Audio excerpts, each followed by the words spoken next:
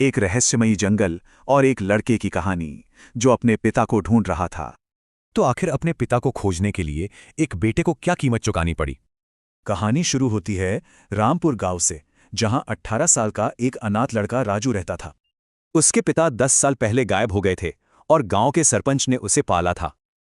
अब राजू बड़ा हो गया था और चाहता था कि वो आत्मनिर्भर बने और उनकी दया का कर्ज चुकाए। सरपंच की सलाह पर राजू काम के लिए पास के जंगल में गया।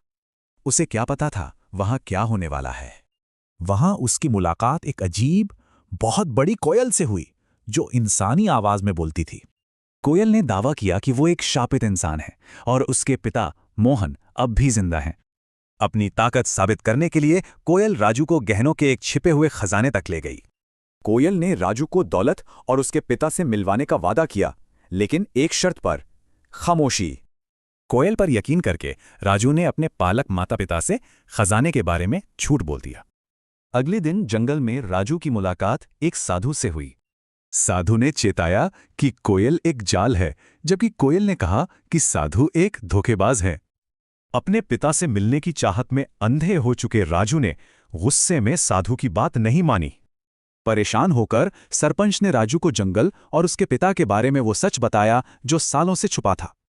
उसके पिता ने एक डायन को हराने के लिए अपनी जान दे दी थी और उसी डायन को कोयल के रूप में कैद किया गया था।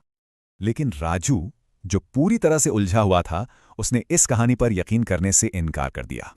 वादे और चेतावनी के बीच फंसा राजू पूरी तरह से भ्रम में पड़ गया था और उसने एक भयानक गलती कर दी। उसने डायन की शक्तियों वाली बोतल जमीन पर फेंक कर तोड़ दी। पल भर में वो कोयल एक शक्तिशाली डायन में बदल गई, जो अब आजाद थी और बदला लेना चाहती थी। साधु ने बताया कि अब उसे रोकने का सिर्फ एक ही रास्ता बचा है। एक और बलिदान देना होगा। राजू अपनी गलती समझ चुका था और जानता था कि उसे क्या करना है। वो अपने पिता के रास्ते पर चला और गांव को बचाने के लिए उसी कुएं में कूद गया। उसका बलिदान काम कर गया। डायन हार गई और वापस एक मामूली, आवाज रहित कोयल बन गई।